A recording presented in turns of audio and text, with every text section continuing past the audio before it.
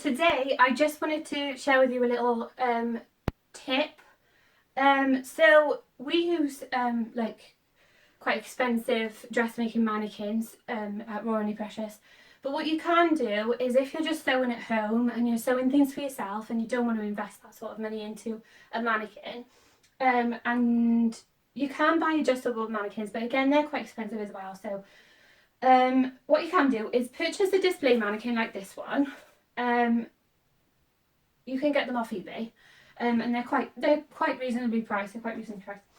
And then if you also go to the local haberdashery and purchase some double thick padding and some steel pins, and purchase a t-shirt bra, what you can do is buy the stand that is nearest your sizes, your size and measurements, but on the smaller side. And then when it arrives, make sure it has a polystyrene base so that you can stick pins in.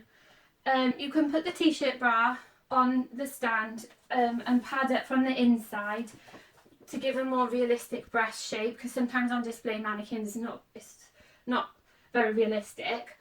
And then you can use the padding to pad up the other areas of the stand to match your measurements. So you're basically creating a replica of your body, so that when you're making something at home for yourself, you have a mannequin that you can try the garment on whilst you're making it to see if it's correct and all of that.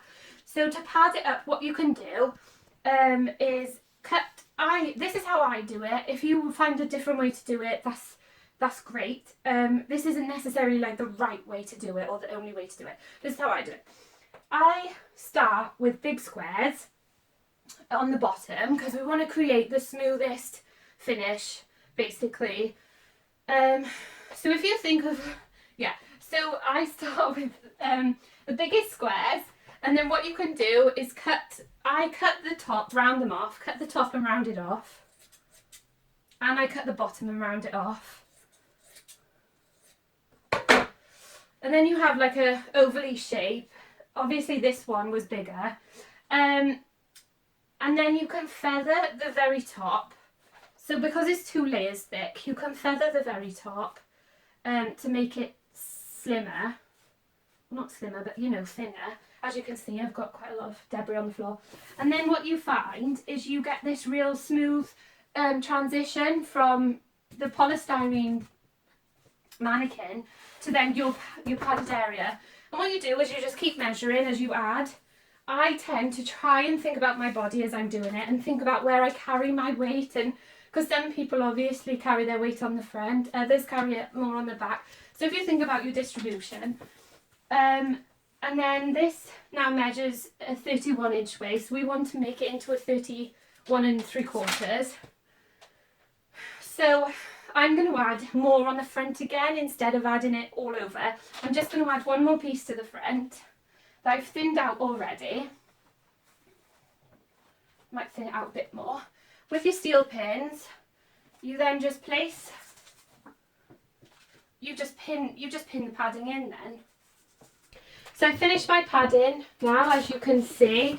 Only thing I would recommend is when you're padding the different parts, do remember to pad them like in separate sections. Like, we're not all one shape, are we? So if you're padding the bottom, pad it in 2 sections. Split the front and the sides up. Don't just wrap one big piece of padding all the way around. It just gives a more realistic form. So now we've got our cover on. I would advise, if there's 2 people in the house, it can be helpful to have a hand to do that, because this is really tight and obviously you're pulling it down. So that's your final form. Just, you want to recheck that the measurements are all okay, and then you'll have a mannequin that is representative of your measurements. Another thing that is helpful to do, if you want, is to get some masking tape. Find your waistline, and then what you can do is put your tape around your waistline, and you can also put it down the centre front and centre back as like anchors for when you're dressmaking. Hope you found it helpful, and thanks for watching.